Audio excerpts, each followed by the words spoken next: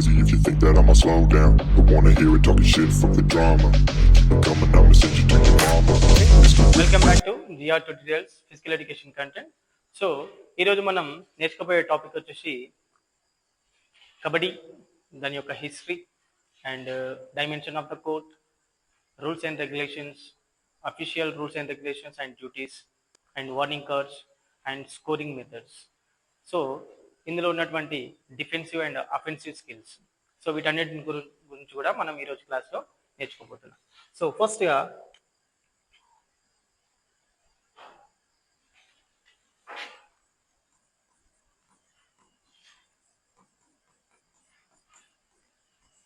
Kabaddi, history of the kabaddi.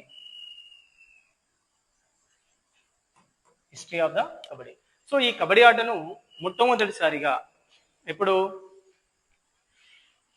Mahabharatam యొక్క కాలం నుండి కూడా ఈ కబడ్డీ ఆట అనేది ప్రాచుర్యంలో ఉండడం అనేది జరిగింది. ఈ కబడ్డీ ఆటను ఆ కాలంలో ఉన్నటువంటి బ్రిటిష్ వారు దీనిని ధైర్య సాహసాలకు ప్రతీకగా అనుకుని ఈ కబడ్డీ ఆటను బ్యాన్ చేయడం అనేది జరిగింది. సో దాని తర్వాత ఈ కబడ్డీ ఆట అనేది ఒక టీమ్ గేమ్. ఇది ఒక టీమ్ గేమ్. ఈ కబడ్డీ ఆట అనేది ఒక టీమ్ గేమ్. దీన్నే మనము ఇండోజీనియస్ గేమ్ కూడా అంటాము. కబడ్డీ ఆటను ఇండోజీనియస్ గేమ్ అంటాం. అంటే ఈ ఇండోజీనియస్ గేమ్ అని దేన్ని అంటాం అంటే, ఒక దేశంలో పుట్టి అదే దేశంలో అత్యంత ఆదరణ పొందినటువంటి క్రీడల్ని ఇండోజీనియస్ గేమ్ అని పిలవడం అనేది జరుగుతుంది. మరి మన ఇండియాలో ఉన్నటువంటి ఇండోజీనియస్ గేమ్ అంటే ఏమేమి చెప్పుకోవచ్చు మనం? కబడ్డీ, ఖోఖో, దాని తర్వాత బాల్ బ్యాడ్మింటన్. సో ఇవి మూడు కూడా మనము ఇండోజీనియస్ గేమ్స్ అని చెప్పుకోవచ్చు.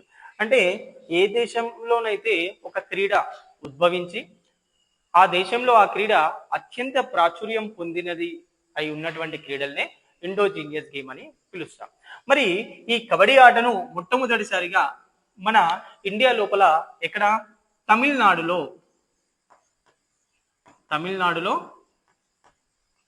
పుట్టడం అనేది జరిగింది. అంటే ఈ కబడ్డీ ఆట యొక్క ప్రస్తావన మొదటిసారిగా తమిళనాడు నుండి ప్రారంభం కావడం అనేది జరిగింది. ఇది తమిళనాడులో కైపిడి అనే ఈ పదం నుండి ఈ కబడ్డీ క్రీడ అనేది తీసుకోవడం అనేది జరిగింది. తమిళంలో కైపిడి అంటే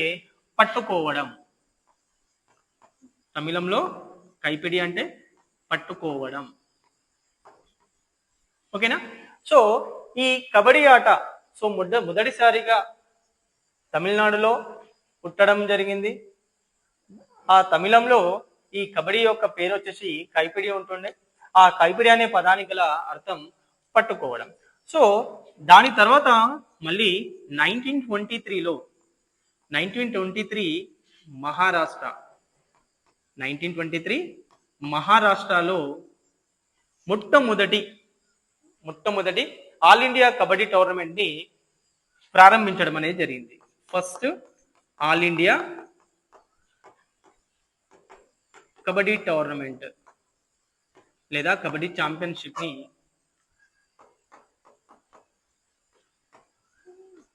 1923 మహారాష్ట్రలో first all India kabaddi championship ని ప్రారంభించడం అనేది జరిగింది.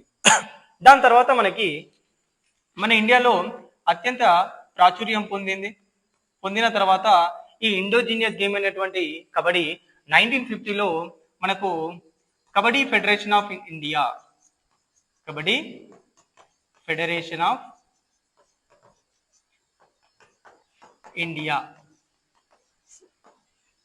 1950లో కబడ్డీ ఫెడరేషన్ ఆఫ్ ఇండియాను స్థాపించడం అనేది జరిగింది. మరి ఈ 1950లో కబడ్డీ ఫెడరేషన్ ఆఫ్ ఇండియాను స్థాపించిన తర్వాత దానికి ముందుగాను ఈ కబడ్డీ యొక్క గేమ్ ని ఏం చేశారంటే విస్తరంగా అన్ని ప్రపంచ దేశాలకు కూడా ఇది విస్తరింపజేయాలన్న ఒక ఉద్దేశంతో ఏం చేశారు? 1936లో మహాక్రీడలను వేటినంటాం మనం? ఒలింపిక్ గేమ్స్ అంటాం. ఒలింపిక్ గేమ్స్ ని అంటాం. సో మహాక్రీడలైనటువంటి ఒలింపిక్ గేమ్స్ లో 1936లో బెర్లిన్ ఒలింపిక్ లో దీన్ని ప్రదర్శన క్రీడగా ఉంచడం అనేది జరిగింది. చూడండి, మనకు క్వశ్చన్ డిఎస్సి పాయింట్ ఆఫ్ వ్యూలో కూడా ఏ విధంగా అడుగుతారంటే, కబడ్డీ ఆటను మొట్టమొదటిసారిగా ఒలింపిక్ గేమ్స్ లో ప్రదర్శన క్రీడగా ఉంచినటువంటి ఒలింపిక్స్ ఏంటి అంటే సో మనకు ఏంటంటే డిఫరెంట్ టైప్స్ ఆఫ్ అన్ని గేమ్స్ కూడా ఒలింపిక్ లో ఇంప్లిమెంటేషన్ చేయడం అనేది జరిగింది కాబట్టి మనం ఇక్కడ కన్ఫ్యూజన్ అయ్యే ఛాన్సెస్ ఉంటుంది. సో ఈ బెర్లిన్ ఒలింపిక్స్ లో కబడ్డీతో పాటు ఖోఖో గేమ్ ని కూడా డెమోన్స్ట్రేషన్ గేమ్ గా ఉంచడం అనేది జరిగింది. 1936 లో బెర్లిన్ ఒలింపిక్స్ లో కబడ్డీ క్రీడతో పాటుగా ఖోఖో గేమ్ ని కూడా డెమోన్స్ట్రేషన్ లో ఉంచడం అనేది జరిగింది. సో దాని తర్వాత వచ్చేసి మనకి ఈ 1936 బెర్లిన్ ఒలింపిక్ లో దాన్ని ప్రదర్శన క్రీడగా ఉంచిన తర్వాత సో 1950లో ఏమైంది, కబడ్డీ ఫెడరేషన్ ఆఫ్ ఇండియాను స్థాపించడం అనేది జరిగింది. కబడ్డీ ఫెడరేషన్ ఆఫ్ ఇండియాను స్థాపించడం అనేది జరిగింది. కబడ్డీ ఫెడరేషన్ ఆఫ్ ఇండియాను స్థాపించిన తర్వాత ఇమ్మీడియట్లీ నెక్స్ట్ వచ్చేసి మొట్టమొదటిసారిగా 1952లో ఫర్ మెన్ కి ఫస్ట్ నేషనల్ కబడ్డీ ఛాంపియన్షిప్ ని ఎక్కడ మద్రాసులో నిర్వహించడం అనేది జరిగింది. 1952 for men the first national championship held at Madras. So after that 1955లో ఫర్ ఉమెన్ స్త్రీల కోసం 1952లో ఫస్ట్ నేషనల్ ఛాంపియన్షిప్. చూడండి ఎన్ని సంవత్సరాలు తీసుకున్నారు, 3 years పట్టింది. సో 1955లో స్త్రీల కోసం మొట్టమొదటి నేషనల్ ఛాంపియన్షిప్ ని ఇక్కడ కోల్కతాలో నిర్వహించడం అనేది జరిగింది. ఓకేనా. సో మనకు డిఎస్సిలో హిస్టరీ పరంగా కూడా మనకు ఈ రకంగా క్వశ్చన్స్ అడగవచ్చు. సో అక్కడ ఏంటంటే మనకు నెంబర్ ఆఫ్ ఇయర్స్ ఉంటాయి కాబట్టి హిస్టరీలో సో అక్కడ కన్ఫ్యూజన్ అనేది ఎక్కువగా ఉంటుంది. సో ఆఫ్టర్ దట్ మనకు 1962లో స్కూల్ గేమ్స్ ఫెడరేషన్ ఆఫ్ ఇండియాలో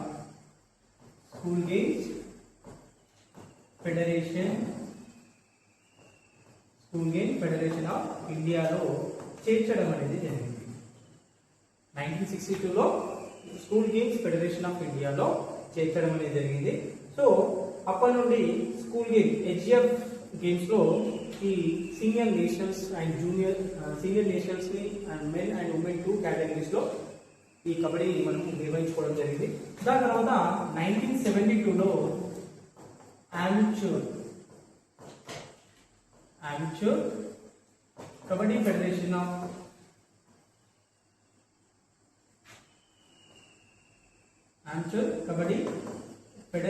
ఇండియా కబడ్డీ ఫెడరేషన్ ఆఫ్ ఇండియాలో 1972లో ఎస్టాబ్లిష్ చేయడం అనేది జరిగింది. సో దీనికి మనకి అబ్రివేషన్ వచ్చేసి AKFI amateur kabaddi federation of India. So మనకి ఇక్కడ కన్ఫ్యూజన్ ఏంటంటే ఈ amateur kabaddi federation of India అలాగే AKK amateur kho kho federation of India కూడా ఉంటుంది. సో మనకు కన్ఫ్యూజన్ రావద్దు. ఖోఖో వచ్చిన ప్రతిసారి కంపల్సరీ మనకు డబుల్ K అనేది అబ్రివేషన్ లో కనిపిస్తూ ఉంటుంది. ఓకేనా. సో ఆఫ్టర్ దట్ 1972 తర్వాత మళ్ళీ 1974లో amateur Asian kabaddi federation AAKF amateur Asian kabaddi federation ని 1974లో ఎస్టాబ్లిష్ చేయడం అనేది జరిగింది. 1974లో ఇది ఎస్టాబ్లిష్ చేసిన తర్వాత మొట్టమొదటిసారిగా పురుషుల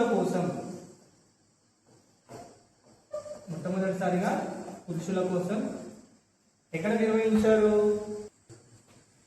సో 1980లో అమెచ్యూర్ ఏషియన్ కబడ్డీ ఫెడరేషన్ అనేది 1980లో ఇక్కడ చెన్నైలో కండక్ట్ చేశారు ఫర్ మెన్. అదేవిధంగా 2005లో హైదరాబాద్ లో కండక్ట్ చేయడం అనేది జరిగింది. ఇది స్త్రీల కొరకు. చూడండి ప్రతి దగ్గర కూడా మనకు మెన్ కు ఉమెన్ కు సపరేట్ గా ఇయర్స్ అనేది మెన్షన్ చేశారు. సో ఇక్కడ మనకి ఏంటంటే క్వశ్చన్ అడిగే పాయింట్ ఆఫ్ వ్యూ లో ప్రతిసారి కూడా for men for women. So when Amateur Asian Kabaddi Federation of India conducted the first championship for women. So appadindi 2025 in Hyderabad. For men 1980 in Chennai. So మనకు question కూడా అడిగే విధానం అనేది చాలా different గా ఉంటుంది కాబట్టి సో మనం ప్రిపేర్ అయ్యేటప్పుడే వీటన్నిటి కూడా ఒక సిమిలారిటీ అనేది మనం ఒక కోడింగ్ లాగా పెట్టుకొని ప్రిపేర్ కావడం అనేది జరిగింది. ఓకేనా. So after that 1974 answer Asian kabaddi federation స్థాపించిన తర్వాత 1980లో మొదటిసారిగా పురుషులకు చెన్నైలో కండక్ట్ చేశారు. అదేవిధంగా స్త్రీలకు 2005లో హైదరాబాద్ లో కండక్ట్ చేయడం అనేది జరిగింది. సో దాని తర్వాత మనకు ఓకే నెక్స్ట్ వచ్చేసి 1984 SAF games, South Asian federation games అని కూడా పిలుస్తారు. సో ఈ ఫస్ట్ 1984లో ఈ కబడ్డీ ఆటను సాట్ గేమ్స్ లో ఎక్కడ బంగ్లాదేశ్ ఢాకాలో నిర్వహించుకోవడం అనేది జరిగింది. సో 1984లో South Asian federation games Bangladesh ఢాకాలో నిర్వహించుకోవడం జరిగింది. దాని తర్వాత 2006లో కొలంబియా ఇక్కడ శ్రీలంకలో స్త్రీలకు, సో ఇదేమో పురుషులు మొట్టమొదటిసారిగా సాట్ గేమ్స్ లో ఎక్కడ ప్రవేశపెట్టారంటే బంగ్లాదేశ్ ఢాకా. అదేవిధంగా స్త్రీలకు శ్రీలంకలోని కొలంబియాలో 2006లో ప్రవేశపెట్టడం అనేది జరిగింది. పురుషులకు బంగ్లాదేశ్ ఢాకా 1984, స్త్రీలకు కొలంబియా శ్రీలంకలో 2006లో ప్రవేశపెట్టడం అనేది జరిగింది. దాని తర్వాత 1982లో ఏషియన్ గేమ్స్ ఇక్కడ న్యూఢిల్లీలో దీన్ని ప్రవేశపెట్టడం అనేది జరిగింది. న్యూఢిల్లీలో 1982లో ఏషియన్ గేమ్స్ న్యూఢిల్లీలో జరిగినటువంటి ఏషియన్ గేమ్స్ లో ఈ కబడ్డీ క్రీడను ప్రవేశపెట్టడం అనేది జరిగింది. కబడ్డీ క్రీడను ప్రవేశపెట్టిన తర్వాత ఈ ఏషియన్ గేమ్స్ లో 1990లో ఫర్ మెన్, 1990లో ఫర్ మెన్ ఎక్కడ నిర్వహించారు? చైనా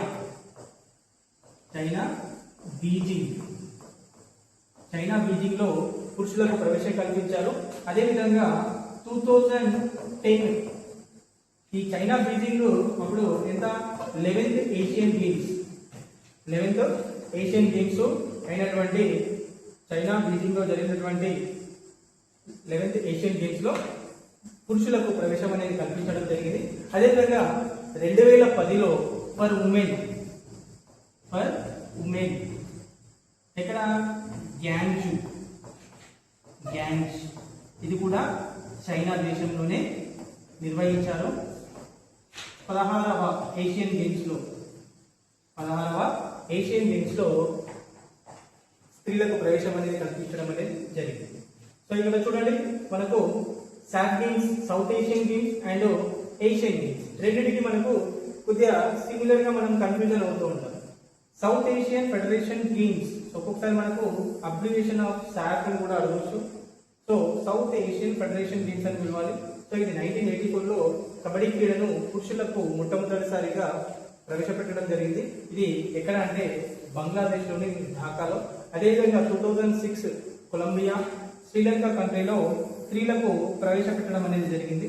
దాని తర్వాత 1982లో ఏషియన్ గేమ్స్ న్యూఢిల్లీలో నిర్వహించినటువంటి ఏషియన్ గేమ్స్ లో కబడ్డీ ఆటను ప్రవేశపెట్టారు, అంటే మీన్స్ ప్రదర్శించడం, డెమాన్స్ట్రేషన్.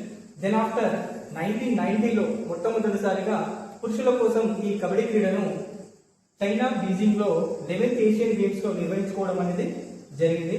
దాని తర్వాత 2006లో ఫర్ ఉమెన్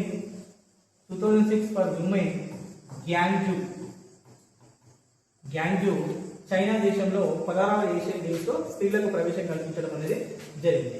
సో దాని తర్వాత మనకు నెక్స్ట్ 2004లో ఇంటర్నేషనల్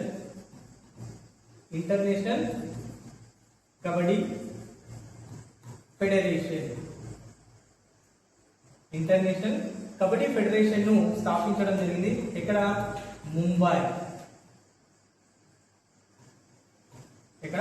ముంబై లోపల 2004లో ఇంటర్నేషనల్ కబడ్డీ ఫెడరేషన్ ను ముంబైలో స్థాపించడం అనేది జరిగింది. దాని తర్వాత ఫస్ట్ కబడ్డీ వరల్డ్ కప్ ని కూడా ముంబైలో నిర్వహించుకోవడం అనేది జరిగింది. 2004 the first world cup in kabaddi ముంబైలో నిర్వహించుకోవడం జరిగింది. దాని తర్వాత 2007లో మళ్ళీ సెకండ్ వరల్డ్ కప్ ని కూడా కండక్ట్ చేయడం జరిగింది. ఇది ఎక్కడ అంటే మహారాష్ట్రలోని ప్యానెల్లాలో 2007లో సెకండ్ వరల్డ్ కప్ ని నిర్వహించుకోవడం అనేది జరిగింది. దాని తర్వాత ఇది కేవలం పురుషులకు మాత్రమే జరిగినటువంటి వరల్డ్ కప్. సో మొట్టమొదటి పురుషుల వరల్డ్ కప్ కబడ్డీ ముంబైలో నిర్వహించుకోవడం జరిగింది. రెండవసారి పురుషుల వరల్డ్ కప్ 2007లో మహారాష్ట్రలోని ప్యానెల్లలో నిర్వహించుకోవడం జరిగింది. మరి స్త్రీల కోసం మొట్టమొదటి వరల్డ్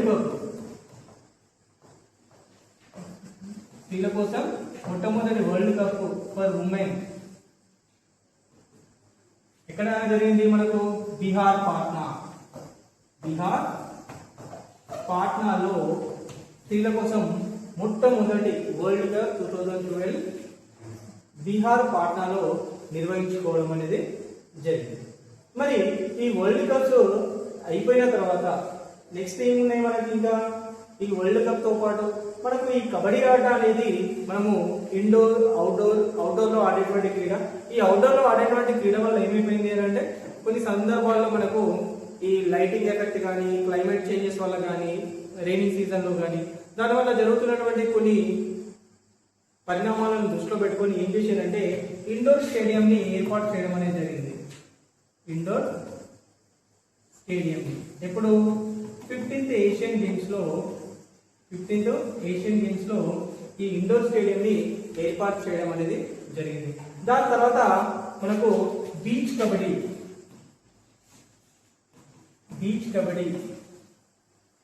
ఇంటర్నేషనల్ బీచ్ కబడ్డీని మనకు 2008లో ఇక్కడ ఇండోనేషియాలోని బాలి బీచ్ కబడ్డీ 2008 ఇండోనేషియాలోని బాలిలో నిర్వహించుకోవడం జరిగింది. ఈ బాలిలో నిర్వహించుకున్నటువంటి ఈ బీచ్ కబడ్డీలో మన ఇండియా